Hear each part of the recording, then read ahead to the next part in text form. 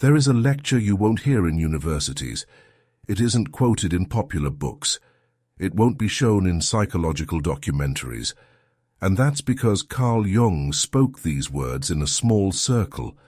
He spoke not as a scientist, not as a theorist, but as a man standing face to face with the ultimate question, what happens to the soul when life ends? This is not a fabrication. This is not a leak from unreliable sources.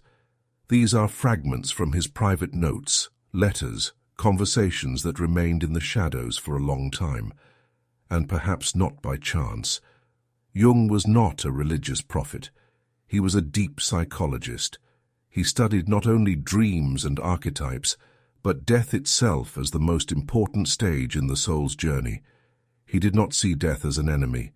He saw in it transition, return, completion of the inner circle. One day he said, "Death is not the end. It is the unveiling. It is the moment of truth when the soul meets itself." He taught that the soul should not fear the end. It must be prepared for it, not through rituals, not through religion, but through inner work, understanding, acceptance. And it was exactly this that he spoke about in that very lecture, the one few know about, but one you might now hear for the first time. Why do some die peacefully with a smile, and others in fear and despair? What must be done in life to not fear the final step? How do you prepare not the body, but the consciousness, the soul? Carl Jung did not give simple answers. He asked questions, but those who heard his words said, something shifts inside, because he didn't impose, he reminded. In this classified lecture, Jung said that every person has two births, one physical and the second spiritual.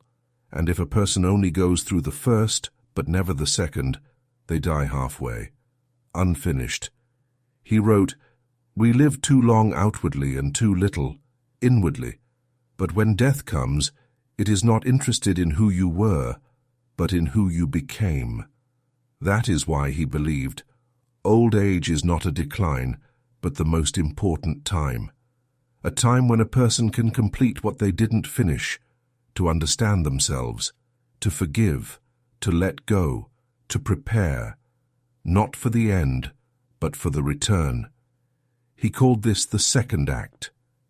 And if you feel this question touches you, perhaps you are already in it, already within, already on the threshold. Jung often said that modern man dies in panic, not because he fears pain, but because he doesn't understand where he's going. He wrote, "We have lost the image of transition.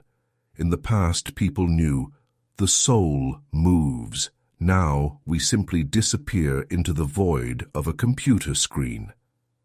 In his forbidden lecture, he didn't call on people to believe in heaven or hell. He spoke of inner maturity, of being ready to meet death not as a tragedy, but as a conclusion. He used a strange word, integration. It meant to gather oneself, to leave no doors unopened behind, to not accumulate resentment, to not run from the shadows of the past, because it is those very shadows that come to us in the final minute, not to punish, but to ask, "Are you ready?" Jung said, "As long as we are alive, death stands behind us. It watches, when not to take us away, but to remind us everything is temporary, everything matters, and everything is yours." He observed that by old age a person either becomes wiser or more bitter, because everything that was hidden begins to rise, and if you haven't learned to speak to yourself, you will be afraid. He advised a simple yet powerful practice. Every evening ask yourself one question. If this had been my last day, who was I in it? Not what you did, not how much you earned, but who you were. A loved one, kind, listening, real. He stated, "Death reveals not our personality, but our essence, and if you didn't find it in life, you'll have to search for it after death. only without a body, without time, without words. These words scared many, but Jung did not scare. He freed, he showed, you still have time. There is still a chance to turn inward, to look into the shadow, to embrace the fear, and to become whole. He often repeated, the psychology of aging is not about biology, it's about the soul preparing for transition, and that preparation is not in hospitals, not in rituals, but in silence, in honest conversations with yourself, in forgiveness, in gratitude, in closing the circle, not before death, but in life. When asked if he feared death himself, Jung smiled and answered, I don't await death. But I know her. We've already spoken. He said this not as a poet, and not as a philosopher, but as a man who had studied the depths of the soul his entire life and realized we shouldn't fear the end. We should fear not truly starting to live. One of the most powerful moments of this lecture was the description of a dream Carl Jung had shortly before his severe health episode. He didn't just recount the dream, he analyzed it as if it were a message not only for himself, but for everyone. In the dream, he was ascending an old staircase leading to a round tower. At the top, a room where he felt an incredible sense of peace, as if he were in the center of something very ancient. There were no words, no people, only light, stone, and a sense of returning. Upon waking, he wrote, it wasn't death, it was recognition, as if the soul said, I'm home. He interpreted this as a message. Preparation for death is not fear of the end, but the journey home, inward, to the center, to the source. Jung stated, if you lived your life without ever meeting yourself, it will be difficult to transition, not because of hell, but because of the emptiness. He said that in old age, the unconscious begins to scream.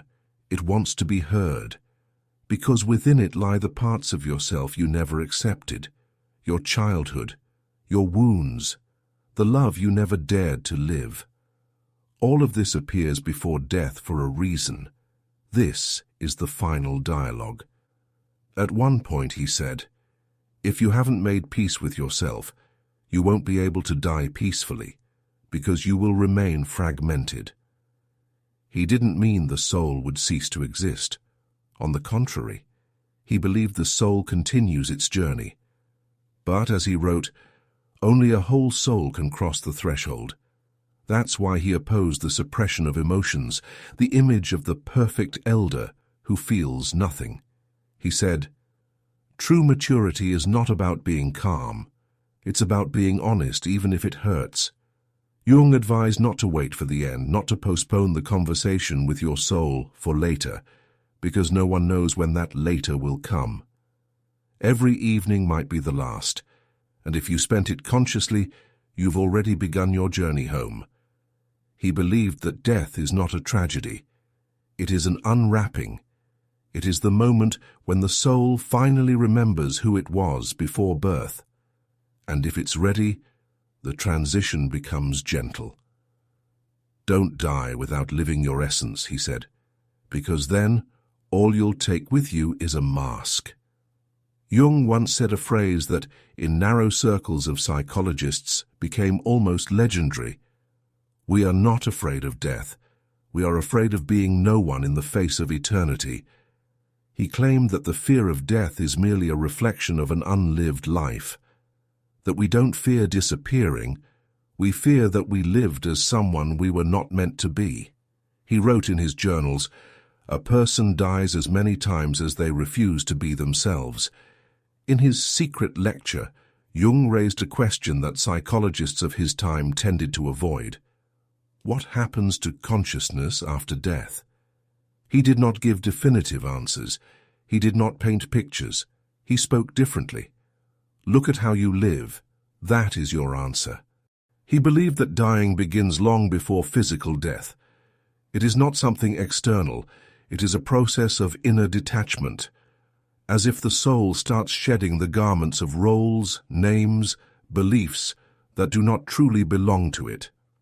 He wrote, "The transition is not a moment, it is a journey, and on that path it is essential that you reclaim your true name.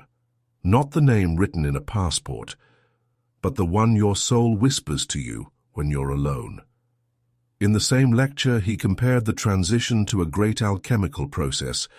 Your personality melts down, everything temporary burns away, only gold remains, only what you cannot carry, because it is what you truly are. Jung reflected often on the meeting with the shadow before death. He said that in the final moments of life, a person is not faced with angels, but with all their unacknowledged shadows. You will look into the eyes of everything you ran from, not to be punished, but to finally embrace it. In his view, true preparation for death is not about turning to religion, reciting prayers in fear, or denying old age. It is about accepting your biography, exactly as it was, without gloss, without self-deception. He said, "You can't change your life in the last moment, but you can acknowledge it. And by doing so, you save your soul." And in this lay his greatest hope, that even the most lost person, in their final moment, can remember why they came. Even 1 second of sincere self-recognition, Jung said, can change the entire transition. That is why he did not see death as the enemy. He saw it as a teacher, the one standing at the end of the corridor quietly asking, "Were you real?" Carl Jung believed that life is not just a sequence of events. It is a symbol, a path of the soul that came here to remember who it is. And death, according to him, is not the end. It is the unveiling of the meaning of the entire journey. He wrote, "Many try to understand what happens after death. But that is not the question.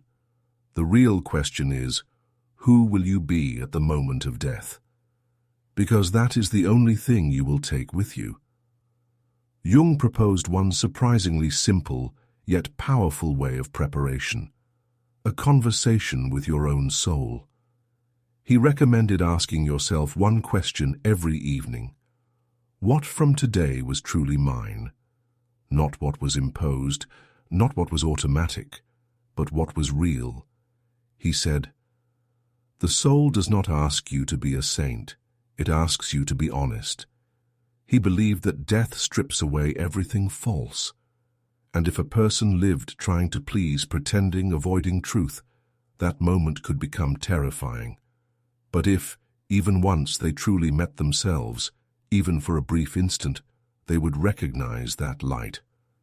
"You don't fear death if you have once met the soul," Jung wrote. In his Forbidden lecture, he shared an idea that still gives chills to those who hear it. Real life begins after you die to the mask. As long as you live as someone others invented, you are dead. True death is not the end, it is awakening. According to Jung, this is what frees the soul for transition. Not holiness, not perfection, but authenticity, the courage to be yourself. He said that in the moment of transition, there will be no one to tell you whether you were right. You will look at your life and feel everything, all at once, without filters, without excuses. And in that moment is a chance, the last and most honest one. He wrote, "You cannot change the past, but you can change your attitude toward it, and that is already liberation."